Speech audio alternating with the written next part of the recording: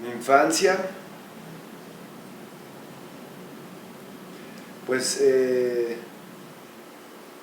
generalmente feliz fue muy cercana al campo. Primero yo vivía hasta los 6 años en Tunja, con un buen patio, y muy cercano al campo por dos orillas, por el Casanare y por tres orillas, por el Casanare, por Santander y, y por el norte de Boyacá. Y tenía muchísima familia. Norte de Boyacá, casi sur de Santander, donde se había instalado mi abuelo, que era árabe.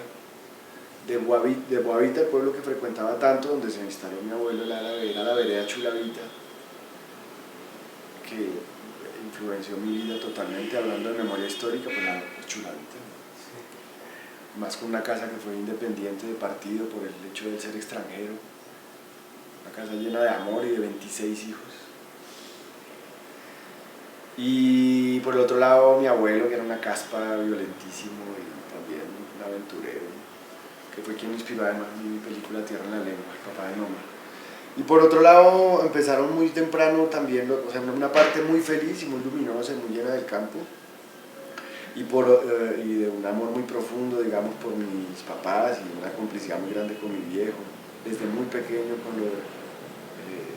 con el arte, la literatura, la poesía, la fotografía, los viajes, rodando la casa, rodeando y rodando en la casa. Esa es la parte más amable, pero también empieza una parte muy dura como desde los 7 años, por la exigencia, porque los papás los hacen creer unos cuentos muy idiotas en la academia, ¿no? Entonces empezó una etapa, digamos, de violencia física y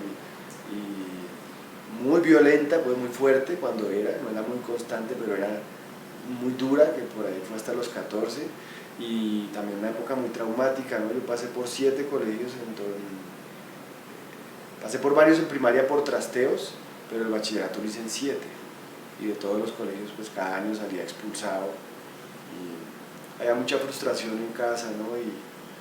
Pero ellos también se la iban pillando que lo que era literatura, lo que era filosofía, lo que era cine, yo ya estaba metido desde mucho antes de saber siquiera que eso se podía estudiar, ¿no? Y eso era lo que incomodaba en los colegios. Además 4 eran católicos. Fui una lacra, o mejor dicho, no fui una lacra, pero fui visto como una lacra, porque eso es muy distinto, ¿no? Yo estaba buscando lo mío, sí era caspa, pero la ponen muy fácil los curas para ser fastidiados, pues, y los papás para preocuparse.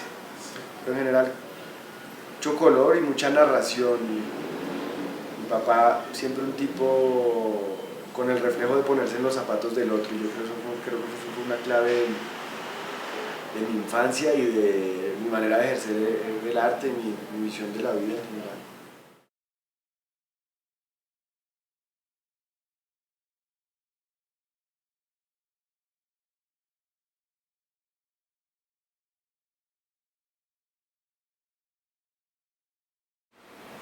Respondería, estoy como en un momento vértice o vórtice o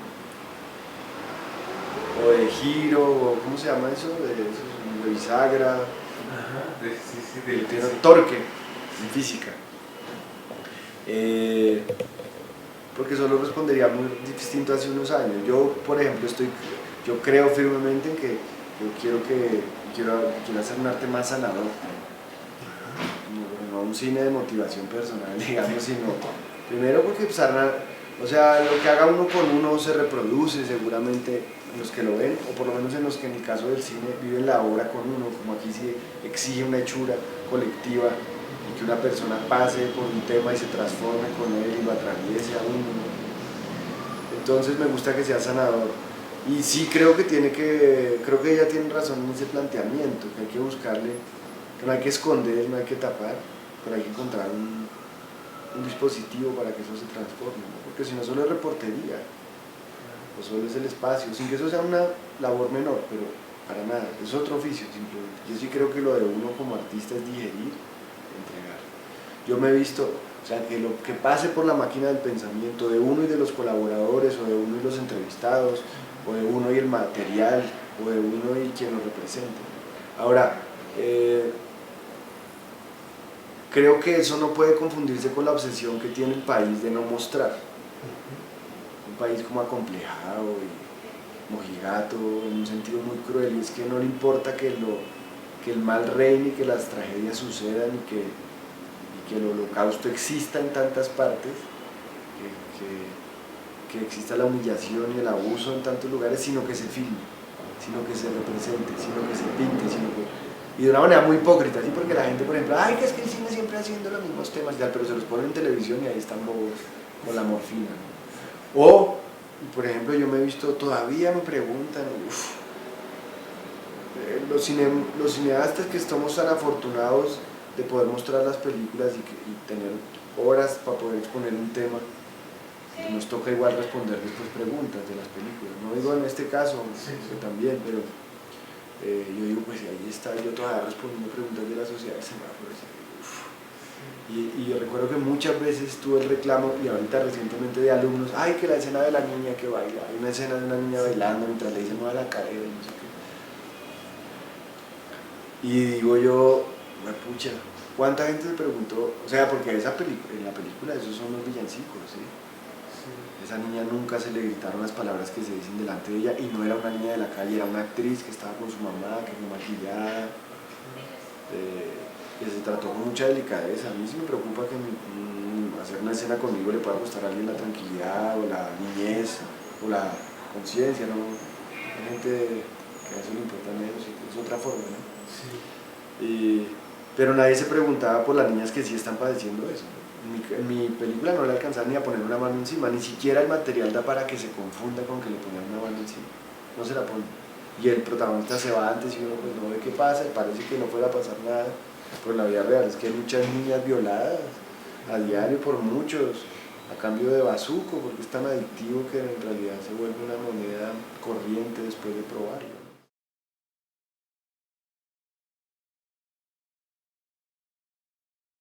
Sí, y de pronto también tiene un poco ese efecto anestésico de, bueno, no es en mi cuero, no es en mi piel, y al mismo tiempo esa objetividad que da poderlo ver como espectador, con algo de distancia, con algo de aire entre uno y la pantalla, entre uno y la pintura, entre cuando no son los de uno, ¿no? Creo que tiene razón, pero y también creo que hay un nivel aún más profundo de eso, y que de pronto los orientales lo tienen más claro, ¿no? Y es, si uno quiere arreglar cosas de la vida de uno, o de los que vienen después de uno, uno no tiene que mirar allá sino atrás.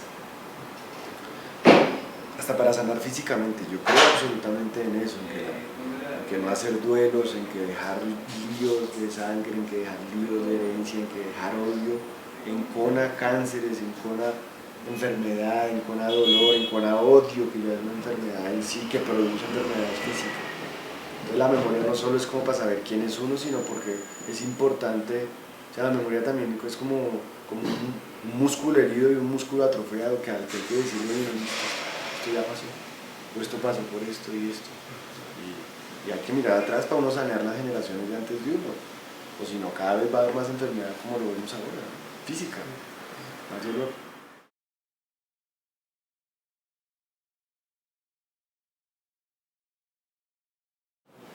No creo que sea una responsabilidad, pero está bien que pase por accidente, por accidente poético y no político. ¿Sí?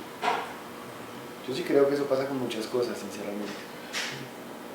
Con el Holocausto y Noche y Niebla, por ejemplo, de Alain Resnais, con Vietnam pasa muchísimo, es que las imágenes mismas, pues porque mira que ella nombra un cuadro, ¿no? Pero también lo puede ser la literatura, sí, lo puede ser el arte en general, que así a veces ocupar el lugar de la tragedia, así con los siglos la enfríe, por lo menos sigue habiendo como documentarla, ¿no? Digamos que yo pienso, por ejemplo, que la gran diferencia con las guerras del siglo XX, especialmente de la mitad para acá, ¿sí? Estoy seguro que se hicieron cosas más atroces en Latinoamérica con los indígenas y con los cuerpos de los indígenas, y cuando los indígenas lo lograban contra los españoles, pues también seguramente, pero el exterminio fue de 13 millones de personas aquí, pero solo es una leyenda, ¿no? O unos dibujos, pero cuando el ser humano pudo empezar a ver que hay unos retroexcavadoras amontonando cadáveres flacos que han pasado por la tortura del hambre, por una muerte ruin y cruel en cámaras de gases. De pronto no es lo peor que se haya hecho con el cuerpo ni en una guerra en la historia, pero es la primera vez que había evidencia en movimiento, Entonces, creo que el arte efectivamente muchas veces deja el sello profundo más que la tragedia, y desde que apareció el cine pues es la evidencia por excelencia, ¿no?